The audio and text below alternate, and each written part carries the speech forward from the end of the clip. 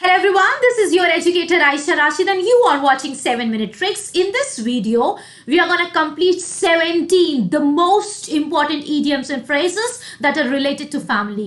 आज का सेशन बहुत ज़्यादा important है, लास्ट तक की ज़रूर देखना है ना, एश्योर यू कि बहुत कुछ सीखने वाले हैं. So if you have not subscribed to our channel, make sure that you have to hit the subscribe button so that you get notified as soon as we'll update with new videos. So let's start with पहला लिखा हुआ है like taking candy from a baby. What does this mean? Like taking candy from a baby. इसका मतलब होता है बहुत ही आसान. कैसे याद कर सकते हो? Make some mnemonics and try to learn this. You can say toffee लेना या कैंडी लेना जो भी बेबी होता है उससे बहुत ही ज्यादा क्या होता है, आसान होता है. और बेबी के लिए अगर हम लोग बात करें तो कौन सा जेंडर का इस्तेमाल करते हैं? ही इस्तेमाल करते हैं और शी इस्तेमाल करते हैं? नहीं, ही और शी नहीं इस्तेमाल करते हैं. बेबी के लिए हम लोग जो प्रोनाउन है वो इस्तेमाल करते हैं इन, जो कि न्यूट्रल जेंडर होता है. So like taking a candy from a baby is like very easy. बहुत आसान होता है. किसी भी बच्चे से बोला और उसने क्या कर दिया, दे दिया, है ना. सो अप द डफ. What is the meaning of डफ? डफ का मतलब क्या होता है? बुरा, अगली इसका मतलब होता है, राइट.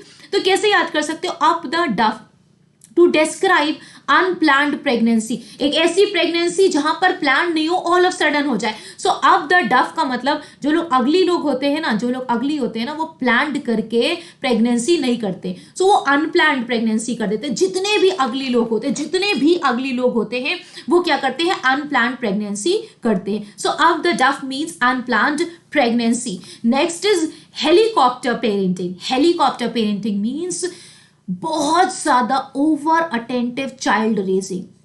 भाई बहुत ज्यादा बच्चे के ऊपर निगरानी रखना. अरे तुमने ये खा लिया, तुमने मुंह में वो चला गया, दैट इज अनहेल्दी. तुम्हें इस टाइम पढ़ना है, इस टाइम कुछ और नहीं करना है. सो पेरेंट्स जो होते हैं बहुत ज्यादा क्या होते हैं? अटेंटिव होते हैं. जैसे हेलीकॉप्टर बिल्कुल सर पर बैठे रहते हैं. भाई किस पर बैठे रहते हैं? सर पर बैठे रहते हैं कि भाई कहीं तुम क्या ना कर दो, कुछ भी गलत नहीं कर दो. सो हेलीकॉप्टर पेरेंटिंग का मतलब होगा, देखो सर पर बैठकर बच्चों को देखते रहते हैं. हेलीकॉप्टर पर बैठेंगे और बच्चों के ऊपर अपनी क्या रखेंगे? निगरानी रखेंगे, तुम कुछ गलत ना कर दो. So over attentive child raising. Next is the Apple does not fall far from the tree. अब ये एक ट्री बना हुआ है. ये क्या बना हुआ है? एक ट्री बना हुआ है, बहुत बढ़िया. और इसमें मान लो क्या लगे हुए? एप्पल लगे हुए. ये क्या लगा हुआ है? एप्पल लगा हुआ है. ये क्या लगा हुआ है? एप्पल लगा हुआ है. और जब ये एप्पल गिरेगा, the Apple does not fall, बहुत ज्यादा दूर नहीं, ठीक है. ये मान लो तुम्हारा क्या गिर गया है? एप्पल गिर गया है. ओके. सो इसका मतलब क्या होता है? What do you mean by इसका मतलब क्या होता है? Caring person connected with parents while living abroad, having same qualities to their parents, या having a selfish child. तो यहां पर करेक्ट आंसर हो जाएगा having the same qualities to their parents. The apple that does not fall from the tree. अब ये गिर तो रहा है, ये एप्पल यहां से क्या हो रहा है बच्चा? गिर रहा है. बहुत बढ़िया, ये गिर रहा है. बट इसकी क्वालिटी जो होंगी, ये जो क्वालिटी होंगी अपने पेरेंट्स, यानी कि जैसे मान लो ये पेड़ लगा हुआ है, एक ये पापा है, ये मम्मी है, ये अलग गिरा है, बट क्वालिटी क्या होंगी? सेम होंगी. कैसे? जैसे पेड़ की क्वालिटी है, तो वैसे ही जैसे पेरेंट्स की क्वालिटी है, वैसे ही क्वालिटी बच्चों में भी आती है. The apple does not fall far from the tree. It means having the same qualities to their parents. जैसे पेरेंट्स की क्वालिटी होती है, वैसे ही बच्चों के अंदर भी क्वालिटीज आती हैं. So next is to follow in someone's footstep. To follow in someone's footstep, इसका मतलब होता है to try to achieve the same thing that someone else has already done. To follow in someone footsteps. So यहाँ पर footsteps तुम्हारे अपने मान लो बना दिए, ये तुम्हारे क्या? footstep. और उसको क्या करने की कोशिश करना? उसको सेम, भाई एक ये footstep बना दिया है और सेम काम करना, ठीक है. ये देखो footstep बने हुए, ठीक है. अब तुम्हारा क्या काम है? To try to achieve the same thing that someone has already done. To follow in someone, तुम्हारे कदमों पर ही हम चलेंगे और हम अब उसी को क्या करेंगे? फॉलो करेंगे. मान लो हम यहाँ पर खड़े हुए हैं और उसको अब हम क्या करेंगे? फॉलो करेंगे. तो to follow in someone's footstep का मतलब होता है to try to achieve the same thing जो तुमने करी है, और इसके यहाँ पर हम खड़े हैं, उसको सेम चीज को क्या करेंगे? फॉलो करेंगे. To try to achieve the same thing that someone else has already done. Next question number 7 यहाँ पर लिखा है the apples of one's eye इसका मतलब क्या होता है? इसका मतलब होता है the apples of one eye का मतलब होता है most love cherished person, the apple of one's eye, the most love और cherished person. To have a falling out, to have a falling out का मतलब होता है to have a disagreement which ruins a relationship with that person. एक इसका मतलब होता है to have a falling out, it means to have a disagreement किसके साथ में?